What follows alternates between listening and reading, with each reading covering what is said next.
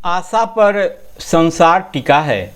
जन्म से लेकर मरण काल तक मनुष्य की आशा खत्म नहीं होती। आशा जीवन का सौंदर्य है, आशा जीवन का दीप है। आशा थाली में भरा एक ऐसा खाद्य है जिसे मन खा रहा है, पर थाली ज्यों की त्यों आज तक भरी हुई है। जी हाँ, नमस्कार। बिहार की बात के साथ मैं राकेश रंजन। बात सियासत के केंद्र में बने नीतीश कुमार की। हालांकि बात खास बिंदु पर केंद्रित है। नीतीश हाल के वर्षों में पूरी तरह बदले से हैं। लगातार वे कुछ न कुछ ऐसा कर रहे हैं जिससे उनको काफ़ी भला बुरा कहा जा रहा है, उपहास उड़ाया जा रहा है।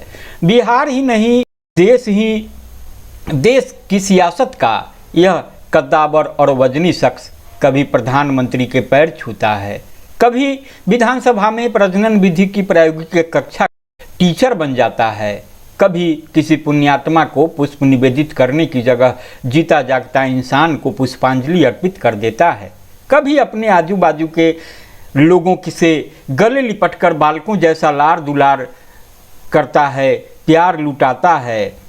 होली मिलन के मौके पर मूड ऐसा होलियाना कि छोटों के पैर छूकर आशीर्वाद लेने की कोशिश करता है। इस बदले बदले नीतीश कुमार को देखकर उनकी कुर्सी पर नजर गड़ाए नेताओं और दलों को उम्मीद की किरण दिखती है और उनकी बाँछें खिल जाती है।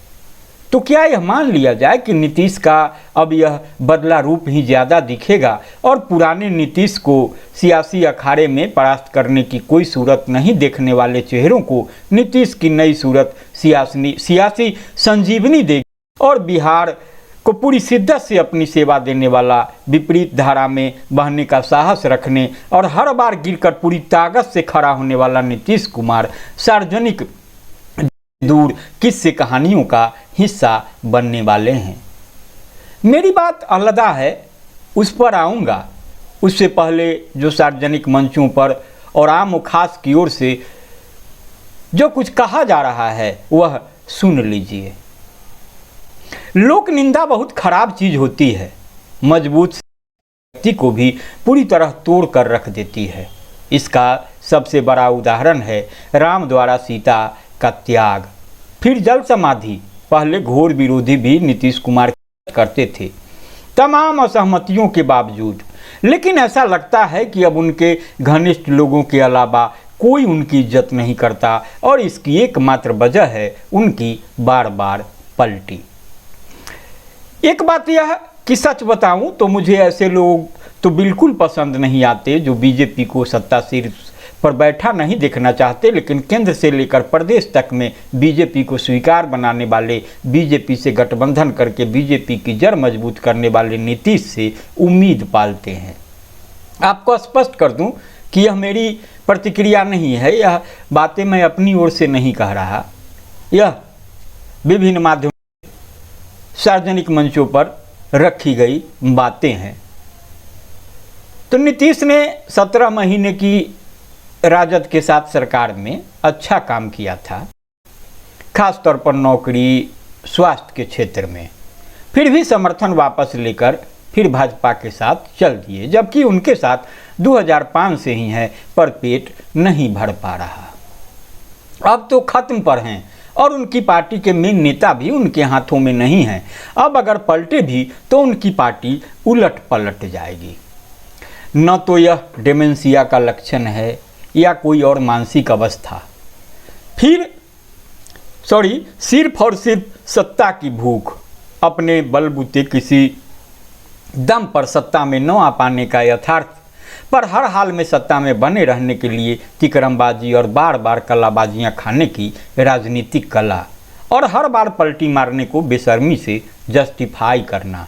कहावत है, काट की हाड़ी बार बार नहीं चढ़ती। यह सब गुण किसी भी स्वाभिमानी व्यक्ति के नहीं होते।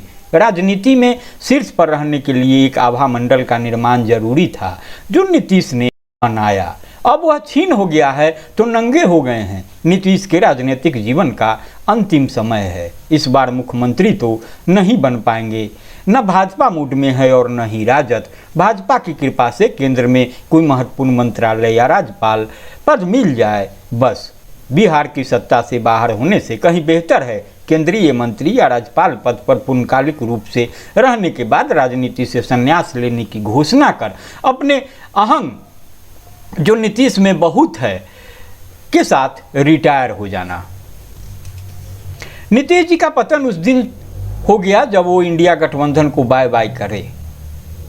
साथ रहते तो इतिहास पुरुष बन जाते, बाकी सत्ता लोलुपता है और कुछ नहीं। नीतीश जी एक अच्छे राजनीतिज्ञों में से एक माने जा सकते हैं। कम से कम महिलाएं और शिक्षकों के लिए तो उनका योगदान लोगों को कभी नहीं भूलना चाहिए। एक समय कॉलेज के शिक्षकों का वेतन 6 महीने बाद मिलता था।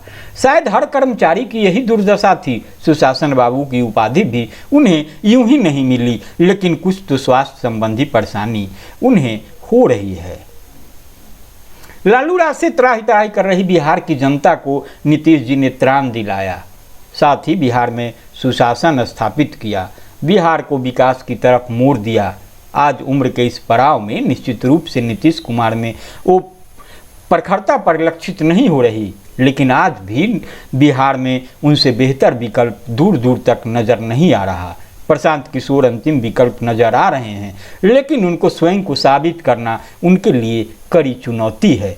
वे बिहार को नीतीश के रास्ते पर आगे बढ़ाएंगे या बिहार के केजरीवाल साबित हो जाएंगे, यह भी उन्हें साबित करना पड़ेगा। एक बातें हैं, हंसब ठठाब फुलाबहु गालू। ठठाकर हंसू और गाल भी फुला रहे। विचित्र स्थिति है। जातिवादी ठूह पर बैठी बिहार की निर्लज राजनीति की इसे विडंबना कहें क्या कहें, कुछ समझ में नहीं आता। हाथी पर सजे सिंहासन पर अकड़ कर बैठूं भी और किसी भी अरे गहरे के खुरों पर साष्टांग लीट भी जाऊं। ऐसी दयनीय रूप से घिनौनी स्थिति का महिमा मंडन जो करते हैं, कर सकते हैं, वे धन है, महान हैं। राजद और भाजपा दो धूड़ी छोड़ पर रस्सी पर राजद और भाजपा दो धूर छोड़ पर रस्सी पर अब तक बिना लड़खड़ाते नीतीश कुमार चलते आए हैं। आगे की कविता को याद कीजिए, नाच। और अंत में नीतीश जी का दोष नहीं है, यह खास औषधि का दोष है। नीतीश जो कल थे वह आज भी हैं और आगे भी रहेंगे। लोगों का प्यार और स्नेह उनसे जुड़ा हुआ है। बहरहाल अपनी बात पर आने से पहले बता दूं कि आज ही यानी रविवार 9 मार्च को पटना के गांधी मैदान में 51,000 से अधिक चयनित शिक्षकों को मुख्यमंत्री नीतीश कुमार ने नियुक्ति पत्र दिया। इस मौके पर उप मुख्यमंत्री सम्राट चौधरी सहित कई मंत्री और आला अधिकारी उपस्थित थे। चुनावी सीजन में विपक्ष के रोजगार वाली चुनौती और इस बाबत उनके दावे और वादे के लिहाज से टीम एनडीए की ओर से यह कदम अहम माना जा रहा है। तो अब आते हैं खास विश्लेषण पर। नीतीश कुमार अगर अपने आप में रहते तो मोदी के पैरों की ओर भी कदापि नहीं झुकते और लोगों की तो बात ही क्या है। लेकिन कुछ दिनों से वे कई बार कई लोगों के पैरों की ओर झुकते देखे गए हैं। यह एक विशिष्ट मानसिक अवस्था हो सकती है जिसकी व्याख्या मनोविश्लेषक या डॉक्टर कर सकते हैं, लेकिन इसे नीतीश जी के मनोबल और आत्मसम्मान से जोड़ना कहीं से भी उचित नहीं है। हेमंत कुमार झा पाटलिपुत्रा यूनिवर्सिटी में एसोसिएट प्रोफेसर हैं, पढ़ाते हिंदी हैं, पत्रकारिता को लंबा वक्त दिया है, लंबा समय गुजारा है। हेमंत कुमार झा कहते हैं कि मेरे पिता दुर्भाग्य से 70-71 की उम्र में ही डायमेंशिया के शिकार हो गए थे। मैंने उन्हें बेहद करीब से देखा कि इस दौरान उनमें कैसे मानसिक परिवर्तन आए। वे चीज़ों को अक्सर भूल जाते थे। वे बेहद भावुक हो गए थे, इतने भावुक कि मेरी उम्र के मेरे मित्र जब मुझसे मिलने आते, मेरे पिता सामने आकर उन्हें प्रणाम करते और जब जाने लगते तो अक्सर पिताजी उनके हाथों को थाम लेते। कभी कभार अतिशय भावुकता में उनकी आंखों में आंसू भी आ जाते। यह व्यवहार था, लेकिन यह डिमेंशिया का अपना प्रभाव रहा होगा। डिमेंशिया अलग अलग लोगों में अलग अलग लक्षणों के साथ सामने आता है। यह रोग की अवस्था व्यक्ति की चिकित्सा और उसकी मानसिक मजबूती या कमजोरी के हिसाब से होता है। मेरे पिताजी शानदार, मजबूत और जबरदस्त व्यक्तित्व के आदमी थे। जीवन में उन्होंने बहुत संघर्ष किया, अनेकों स्तरों पर अनेक तरह के संघर्ष। उन्होंने कई संस्थाओं के निर्माण में बड़ी भूमिकाएं निभाई। कॉलेज के प्रोफेसर, प्राचार्य रहे। जेपी के संपूर्ण क्रांति आंदोलन में भूमिगत होकर गुप्त रूप से अखबार के प्रकाशन में जुड़े, मसाल जुलूसों में आगे रहे। इमरजेंसी के दौरान जेल गए, लंबी अवधि तक जेल में रहे, जहां उनके पिता यानी कि मेरे दादा उसी आंदोलन में पहले से जेल में थे।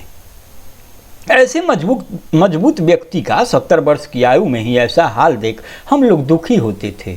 हालांकि वे ठीक ठाक ही थे, लेकिन अक्सर अतिशय भावुकता में वे कुछ ऐसा कर जाते थे जो सामान्य तौर पर वे नहीं करते। मसलन मेरे मित्रों या किसी भी और के जाने के समय उनका हाथ पकड़कर रो पड़ना, बोलने की रौ में कुछ ऐसा बोल जाना जो नॉर्मली उनसे उम्मीद नहीं की जा सकती थी। नीतीश जी मेरे पिताजी की उम्र से अधिक उम्र में हैं अब, और मैंने टीवी पर गौर से कई बार ऑब्जर्व किया कि वे अभी भी मानसिक रूप से बेहतर हैं, सिवाय इसके कि पता नहीं किस रौ में, किस अंतः प्रेरणा में वे कभी कभार किसी के पैरों पर झुकने लगते हैं। ऐन वक्त पर किसी का नाम भूल जाना या किसी ऐसी बातें बोल जाना, कभी ऐसी बातें बोल जाना जो उनसे उम्मीद नहीं की जा सकती, तो यह उनकी विशिष्ट मानसिक अवस्था का संकेत है, जिसे विशेषज्ञ बेहतर समझ सकेंगे। नीतीश जी ने बिहार पर बहुत गर्व किया है और इस बात को महसूस किया है कि मोदी जी के चरमोत्कर्ष के दिनों में भी वे उनके सामने नहीं झुके। जब उनसे जा मिले तब भी अपनी शर्तों पर मिले और अपनी धमक बरकरार रखी। बिहार आज भी उनसे यही उम्मीद रखता है, लेकिन अफसोस कि अब वे नीतीश जी नहीं लगते। तब भी एक राजनीतिक तबका है जो उन्हें घेरे है और उन्हें मुख्यमंत्री बनाए रखने पर अड़ा है। बिहार में ऐसे लोगों की बहुत संख्या है जो राजद को पसंद नहीं करता, लेकिन यह भी उसे स्वीकार नहीं कि भाजपा सत्ता के शीर्ष पर आ जाए। ऐसे लोग अभी भी नीतीश जी की ओर उम्मीद लगाए बैठे हैं। ऐसे लोग जब नीतीश जी को आर.के. सिन्हा और रविशंकर प्रसाद जैसों के ओर झुकते नीतीश जी के वीडियो देखते हैं तो उनका मन व्यथित हो जाता है। क्या हो गया है नीतीश जी को? कोई आधिकारिक वक्तव्य नहीं आता, लेकिन वीडियो क्रांति के इस दौर में उनकी हर छोटी बड़ी गतिविधि वीडियो सामने आते रहते हैं। उनके भाषणों में अब वह ओज नहीं, उनके व्यक्तित्व में अब वह तेज नहीं, लेकिन तब भी लगता नहीं कि नीतीश जी चूक गए हैं। वे अभी भी, और इतना तो है ही कि उनके लोग नारे लगा रहे हैं 25 से 30 फिर से नीतीश। बिहार में ऐसे लोगों की कमी नहीं जो इस हालत में भी नीतीश जी को सिर माथे पर बिठाने को तैयार हैं, क्योंकि वे बिल्कुल नहीं चाहते कि यहाँ भाजपा का राज हो जाए।